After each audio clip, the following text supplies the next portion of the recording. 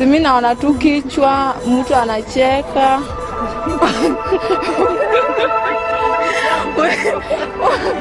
Mwingine amefura mdomo, sasa sijui ni nini kinaendelea.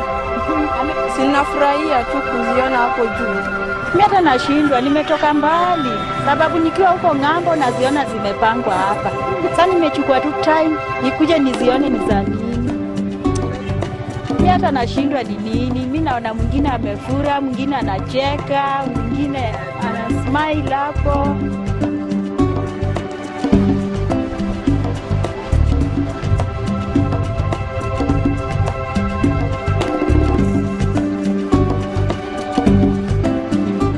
I choose women in the whole project because I think that through the women's condition you can know much more about the culture of the country. Ningependa ichukuliwe, hiyo ndio siku ya kwanza mimi kuchukuliwa. Sijawahi chukuliwa mara nyingine.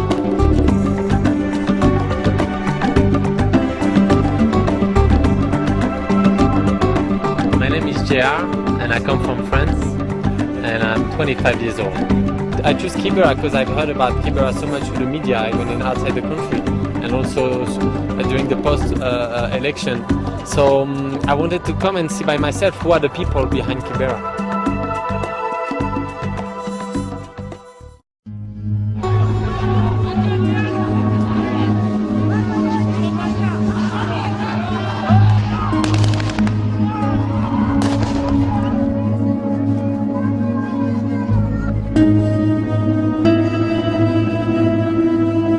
Nilipoteza familia, watu watatu, watoto watatu. Sasa nilikuwa na wasiwasi, watu walikuwa wanauawa, jirani yetu kuna msichana aliuawa on the spot.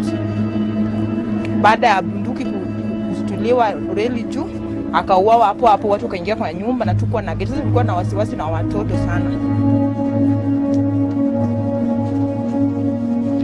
Hatukuweza kupata vyakula za vyakula, maji ilikuwa ni shida. Na pale tulikuwa tunagongwa tu, risasi zinarushwa pale kwa reli pale. Ilikuwa ni shida sana. Sasa tukikaa ndani ya nyumba tulikuwa tunabatisha tu maisha. Nimeishi huku Kibera, saizi niko na miaka 12. Hapa ndio kwangu. Hapa ndio kwangu. Okay.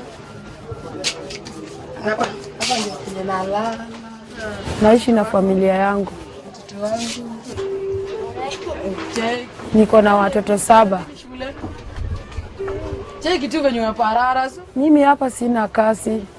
Natafuta jua kali ndio nikule na watoto. Ningependa nifanye biashara kwa sababu sijasoma vizuri. Nilisoma mpaka darasa la 8. Juu hakuna kazi naweza ipata. Ningependa nifanye biashara nisaidie watoto wasome. Whatever their struggle is, they always fight and they fight for reasons. Sometimes it's for their pride, sometimes for their children, sometimes for their family.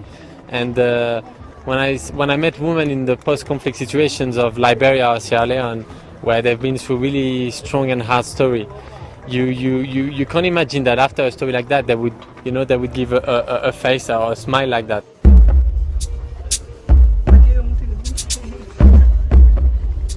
I wanted to show another visions of those women, because behind that, of course, there is hope and there is feelings, and that's what I want to show through those photos. And I think that's what they want to show too. That's why they get so expressive.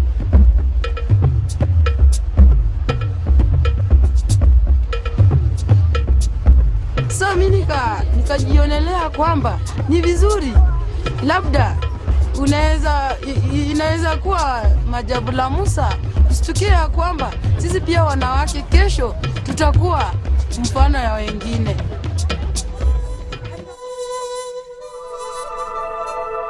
And we choose the roof so it can be seen from the sky, from Google Earth, for example, from the plane.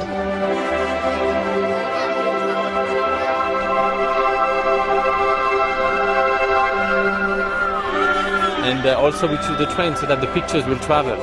And we did it here in this place so that when the people walk during the whole day, they can actually see it from the train line. They can see all the roof with the faces. For me, the faces of Kibera, of the woman, they portray strength and energy, a struggle, and I think that you can see it through their eyes. At the same time, it's a mixture of hope and of fear, and it's a mixture of happiness and weakness. I think that that's all part of a human being, and the women here, they were proud to have their photo up because they wanted the people to know their story. They say, I want people to know about me, I want people to know what is my life.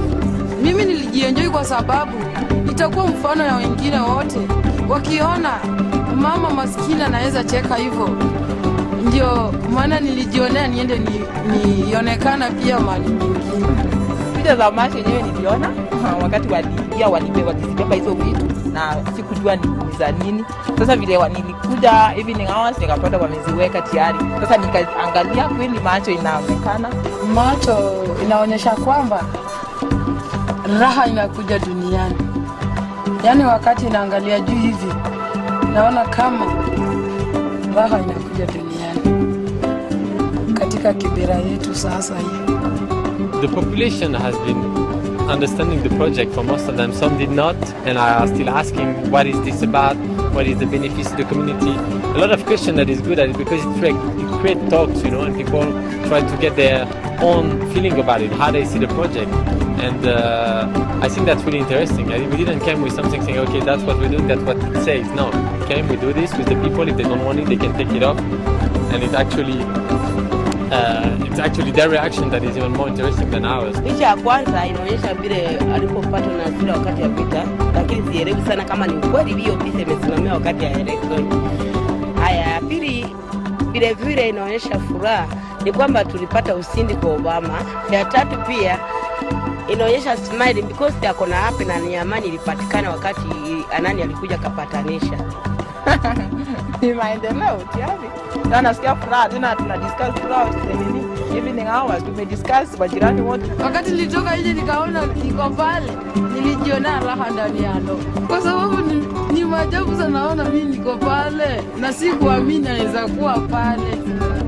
I use the street since 8 years that I'm doing this, and I use the street so that everybody could benefit of art.